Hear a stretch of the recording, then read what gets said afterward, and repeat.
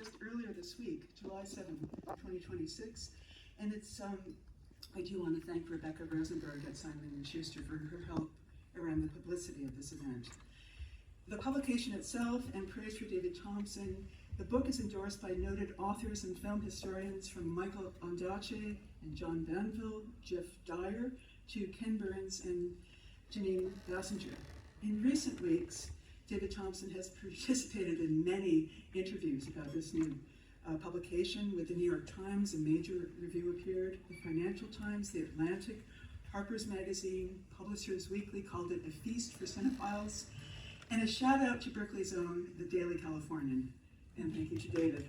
Many other reviews have appeared beyond that, but in the entertainment focus, a review by Greg Jamieson, he says, a sudden flicker of light is a deeply personal, persuasive, and intelligently argued work, and Thomson is an excellent critic. His sharp, often witty writing brings to life many celebrated works.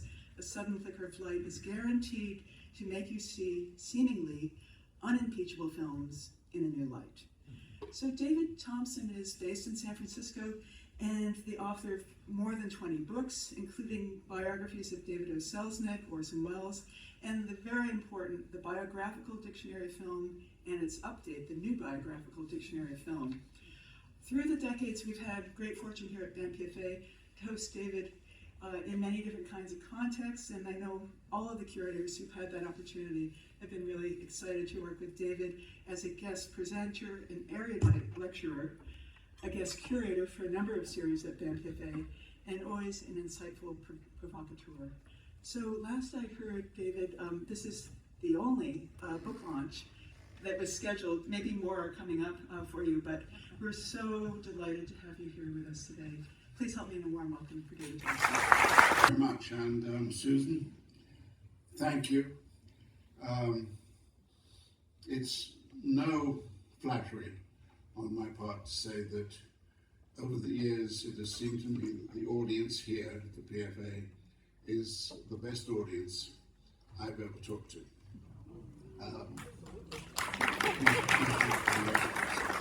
And I've known 4 of the chiefs and directors here: Susan, Edith Kramer, Linda Mars, Tom Buddy, and they're very important people in my life. I also have to thank, and you know, this could have been touch and go, I have to thank FIFA for the organization of the World Cup. If they had mismanaged the planning of games, I could not have been here. So, and that might have been your loss, and it might have been England's loss too. So, I thought I'd say a few things in general, and then even fewer things to introduce Pierrot. What I want to talk about for a few moments is something absolutely fundamental that has been overlooked in your education, and which you continue to have overlooked in the education of your younger ones. You went to school, people still go to school, and they learn words. They learn how to spell them. They begin to learn how they might fit together. They are introduced to the daunting prospect of a sentence, a form that is going out of fashion now, I have to say. But they may even recognize the grace in a sentence, and in a paragraph, and in the thing called prose, which for me is one of the most beautiful things human beings have created. And more or less, we have a culture, a society that is literate. Figures come out all the time that say, oh, don't kid yourself.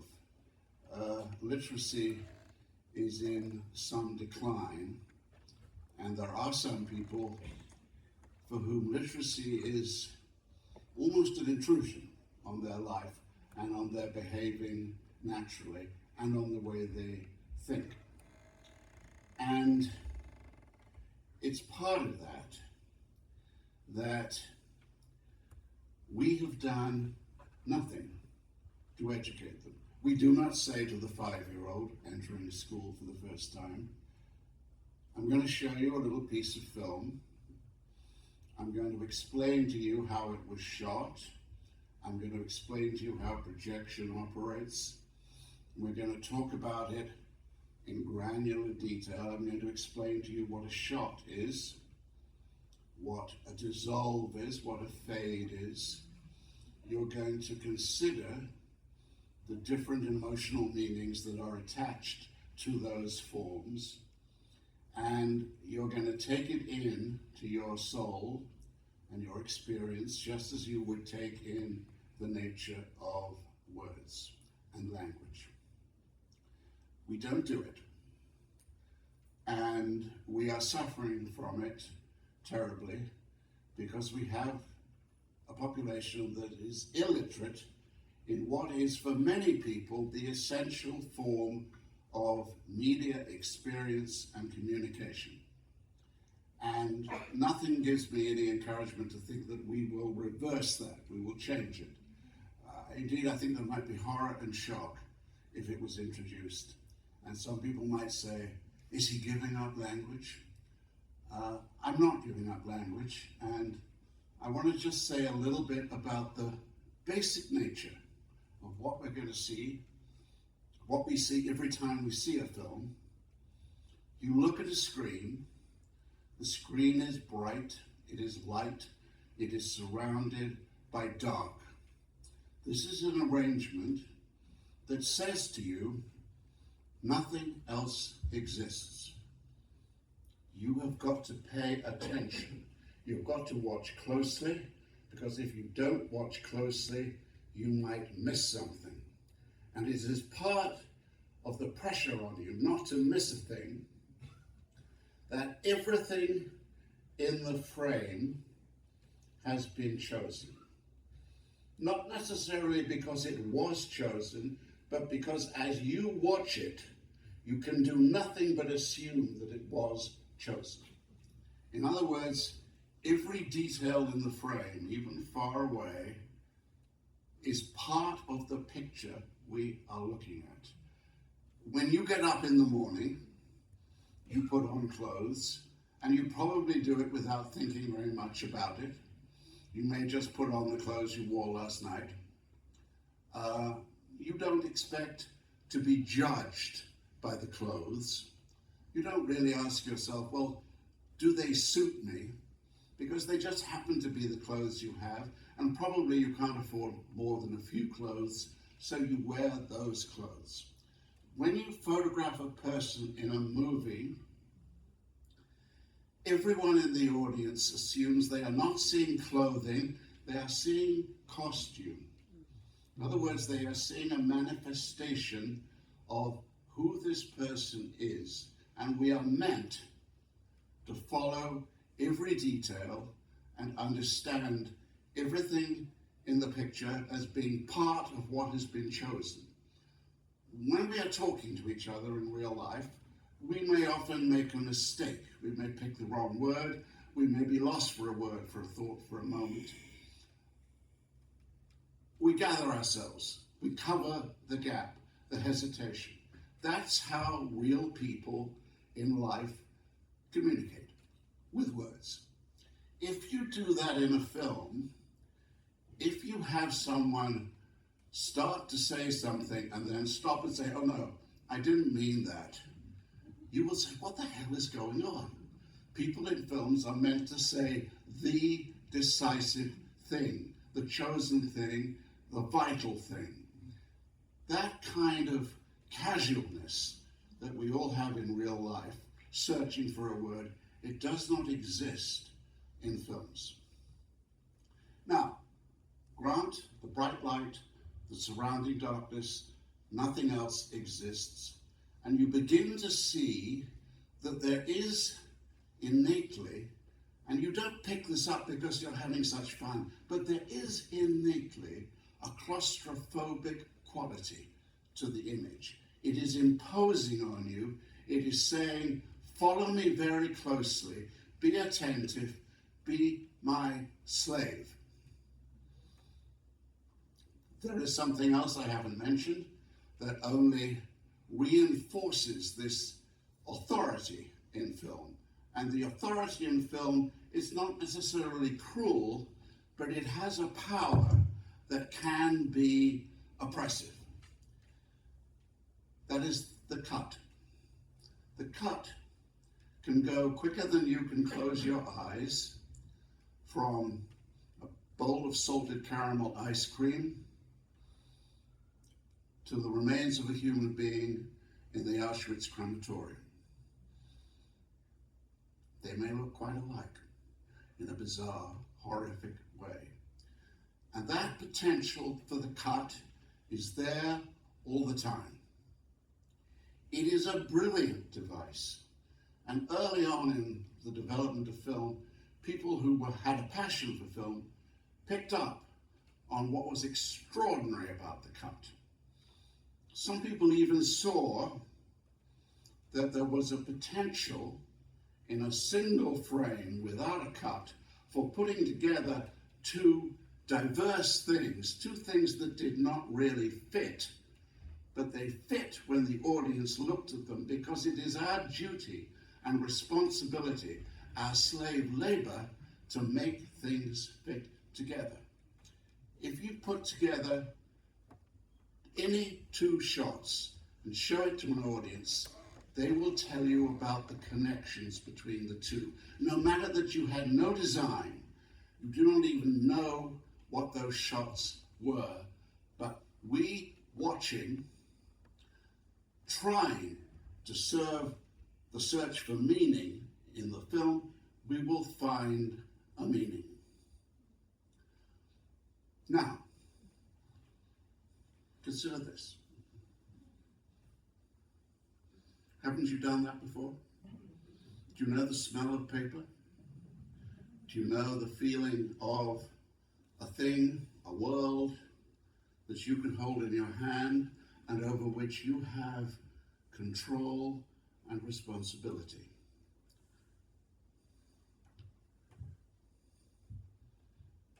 One of the great things about a book is the white space.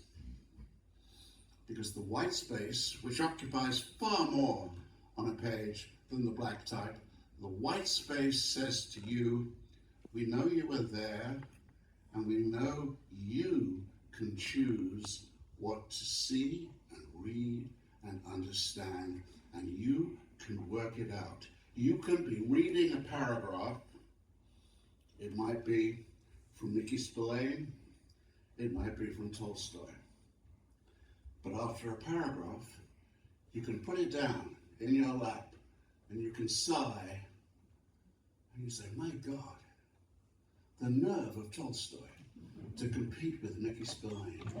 Or some other thoughts.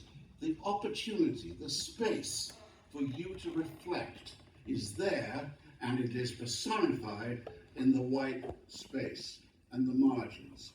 When you're designing a book, and every book should be very carefully designed, the white space is absolutely as important as the typeface. Because when you read a book, you are in charge.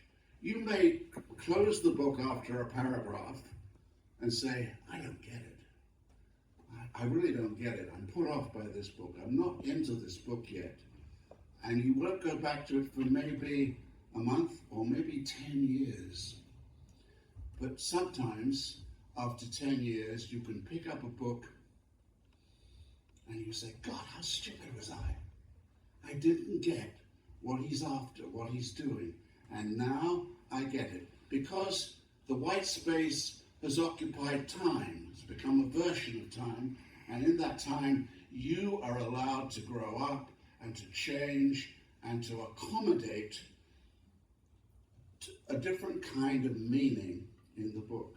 Did you gather, as I was describing the screen, did you get a sense of maybe why the screen has been beloved of authoritarian leaders? because the screen dictates, because the screen puts the audience in the position of an obedient, uncritical following. Whereas the book, in its very form and its white space, says to you, it's up to you. You can choose. You can read at your leisure. You can go back on a sentence, a paragraph, a chapter. You can read them again. You can discover the things you didn't discover the first time. You can't do that with a film. You can't say to the film, stop, run it back. You can do it now on video, but classically, you could not do it. And you still can't do it. When you go to see The Odyssey next week, if you say to yourself, and I'm just speculating, God, this is a nightmare, and it's going on another 2 hours, you have only one option. You get up and leave. Now, The Odyssey may be a superb film. It's all a matter of opinion. We will wait and see. But the book says it's up to you. If you don't understand a word, you can look it up. If you don't get what's happening for a moment in a film, there's no way you can look it up. There is no external reference.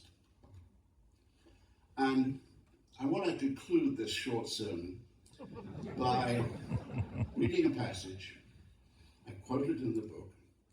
And I love the passage because it's really about possibility. And possibility, I think, is very hard to achieve in a film. Films are about facts. They're about action on screen. That's why when a camera crew starts to film, they say action. They want everyone to know that active things are happening. Just think, suppose shooting a film began with perhaps. Just as good a word to start off as a signal, and it, subtly may be. It would take decades for it to really sink in, but perhaps changes your sense of what is going to happen. And I'm going to read a passage from a novel, and I'm not saying it's a great book. I think it's a good book. I think it's the best book this author ever wrote. But I love it because it serves my purpose here to introduce you to thinking beyond what has happened in the story. Thinking beyond what has happened in a film is not easy with films. It can be done. Great filmmakers can do it. But at the end of, say, Bresson's A Man Escaped, the man who has escaped goes off. You feel great about that. You love the Mozart music that has accompanied his escape. But what's he going to do next? Nothing really says you've got to think about that. The passage I'm going to read to you is about possibility and wondering and the subjunctive. Now, for some of you very young, you may not know the word subjunctive, and that's why looking it up is a very good process. I'm not going to waste time by defining the subjunctive. I'm going to demonstrate it in this piece, and you should go away and look it up. I hope you don't mind me teaching you like that. Now, can I read this thing? This is the issue. My new glasses help me. This is a story about Nicole and Dick. They were married. They had children. They went to live in the south of France. Gradually, the marriage came apart. He drank, he flirted with other women. His work did not develop as they wanted it to. He was older than she was. She had her problems. She was mentally unstable. She had been his patient before they were married. And they are now separated. And he, Dick, has gone back to America. and Nicole stays in France with the children and with her other husband. And this is the end of the book. And I think it's a great ending because it leaves you in a state of wondering that I find so beautiful and so compelling. Nicole kept in touch with Dick after her new marriage. There were letters on business matters and about the children. When she said, as she often did, "I love Dick and I'll never forget him," Tommy answered, "Of course not, why should you?" Dick opened an office in Buffalo, but evidently without success. Nicole did not find what the trouble was, but she heard a few months later that he was in a little town named Batavia, New York, practicing general medicine.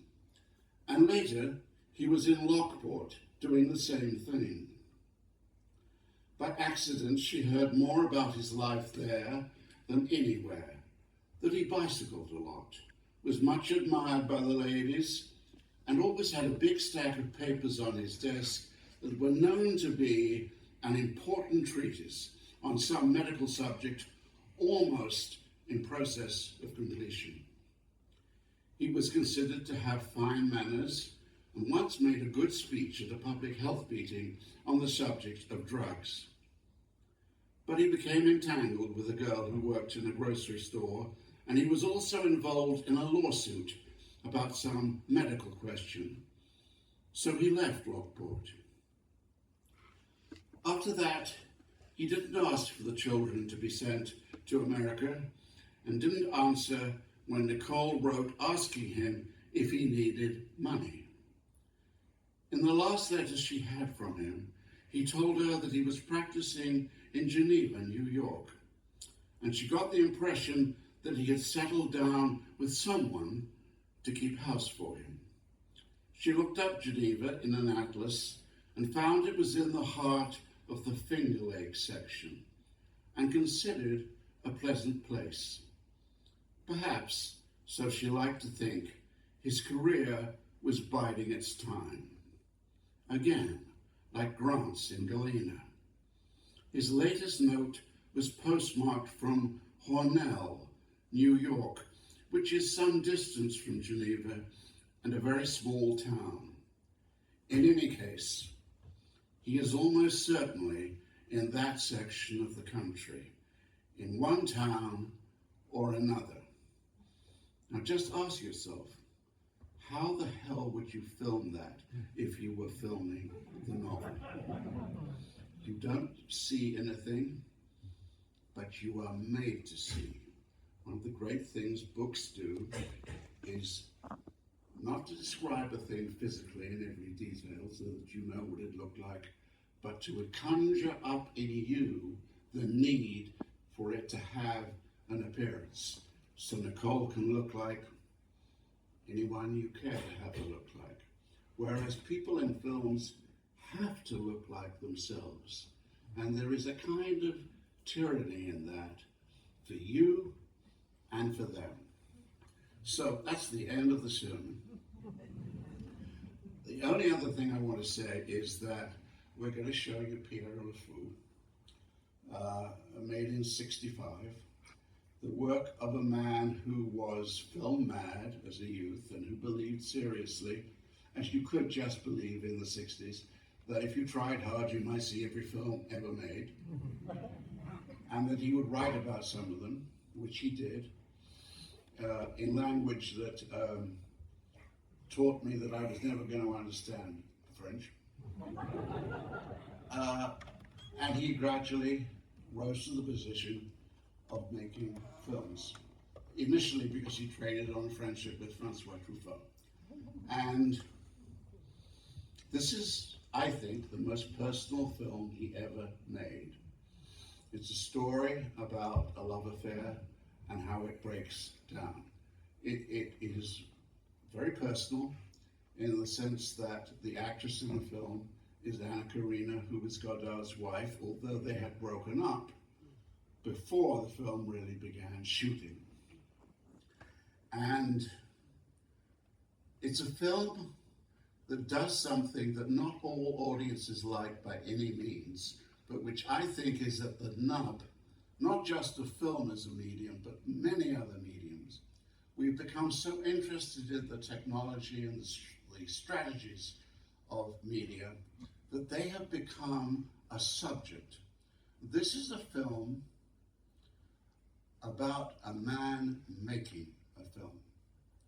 And he's so interested in the process of making a film that he cannot keep essay-like critical treatments out of his film.